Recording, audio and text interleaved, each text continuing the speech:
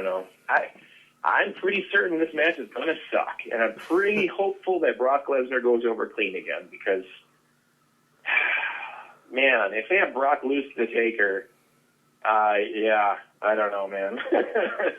It's like all that crazy momentum that he had with the title and everything, and, man, who's going to beat Brock Lesnar? I still want to see Brock Lesnar and Roman Reigns. I still want to see a one-on-one, a serious one-on-one match between those guys, and then I want to see Brock and Seth Rollins. Like, this has got to happen. I don't know why this idea of The Undertaker coming back and why they thought this was a good idea. It should be Seth and Brock or Roman Reigns and Brock or something, because that's the stuff I want to see. I didn't want to see Brock and Roman Reigns at WrestleMania. I hardly wanted to see that. I thought that match was going to be terrible. And guess what? During the match, in the middle of it, I looked at my friends and I said, this is pretty good. Like, I'm actually really interested because Brock is, like, destroying Roman Reigns, and Roman's just sitting there laughing at him. I'm like, I want to see this match again. I want to see this now.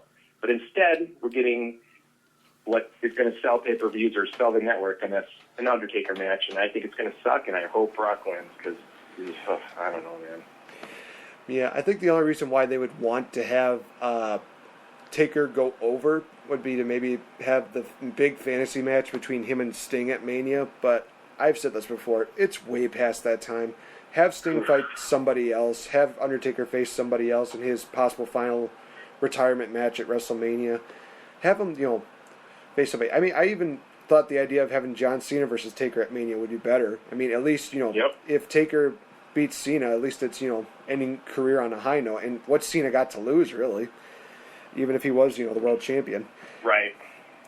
But, yeah, I think I originally was thinking Taker was going to go over just so that they can say, oh, well, Taker finally gets his win over Brock Lesnar after, 15 plus years, like maybe 10 plus years of losing to Brock and being, Brock's bitch, finally getting that. But I think when you make the point of, where the momentum will go for Brock. I think, and I hate this, but I know that you're thinking that it would be stupid to do that because it just doesn't make sense for Brock, but I think that's what's going to happen. That's why I'm really not looking forward to this match. I think The Undertaker's going to win, and I think they're going to be like, there you go, ha-ha, Undertaker got his revenge. And it's like, what's that going to do to Brock Lesnar now? I mean, he only wrestles 3 or 4 times a year. We're going to have to wait a couple months. Hopefully everybody forgets that he just lost to The Undertaker when he comes back in this strong push for whatever belt he's going after, because I don't know. I would love it for Lesnar to win. He should win. The only thing that makes sense in my brain is that Lesnar would win, but I have a feeling they're going to have Undertaker win. Yeah. And the match is not going to be very good. I don't think at all. Well, I'll clash and be the one who picks Brock Lesnar to pick up the victory that night and maybe continue being the guy who does it. Because I really want to see main event of next year's WrestleMania actually be Brock Lesnar versus Randy Orton, because the way that they both evolved since their first meeting, you can't deny that that's going to put bucks in the seats. People are just going to want to see that. And I even had like this plan of having Brock winning the title and just having him, take down like 3 of the tough guys, which would be, Dean Ambrose, Roman Reigns, and Seth Rollins, just building up to that. And then just have him face, Randy Orton. And Randy Orton would be the one to do it, because despite, not being the guy who has the most, physical beings, like, you're not going to see Randy Orton do, like, German suplex like crazy like Brock could. I think that Randy might actually have a little bit of the mental game under his thumb, and I think he could be the guy who really makes Brock, think twice about doing moves, because Randy Orton might be able to find a way to counter, like, an F5 into an RKO out of nowhere and just, find that way to beat Brock. So that's just my opinion on it. Yeah. I think that would just be awesome.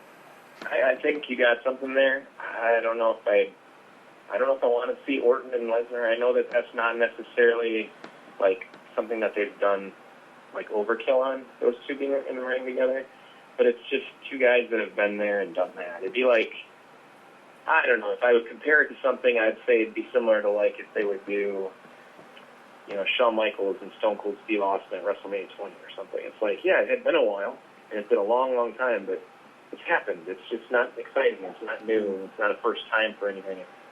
Sure. Or like if Hulk Hogan had wrestled, you know, like Vince McMahon. Superfly Jimmy Snuka. Oh, Superfly. You know, instead of going after Sergeant Slaughter, they went after someone that was more of a household name like Jimmy Snuka or Ted DiBiase again or something. And I'm like, oh, well, that's great. We've seen that 15 times before. I think. You know, I think that Orton and Lesnar would be cool, especially now with the newer version of Lesnar that's more extreme and more dangerous version of Brock Lesnar. Right. I mean, there's basically no one that can even go toe-to-toe with him unless they cheat, get out of it, except for the Undertaker, and I think Orton would be that cool kind of a completely clash of styles. Like, he could be getting his butt kicked for 20 minutes and get one RKO, and there, the match is not even.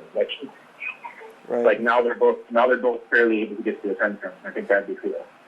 So, it'd be something neat, for sure. Yeah. We'll see what happens. Well, we are just about out of time, but thank you so much, Joshua, for being on here. It's always good having you and good talking to you, man. Awesome. I am so glad that you got a hold of me. I think this was a lot of fun. We should definitely do it again, man. Oh, definitely. We'll stay in contact. We'll be doing good. Guys, you people have a good night. This has been Nate the Great with Joshua Yaeger reminding you that, hey, guys, don't let opportunity just come to you. Go out there and create opportunity. Nate the Great, signing off. Yeah. San Diego. Yes. Yes, stay classy, San Diego, Wisconsin. Have a good night, guys.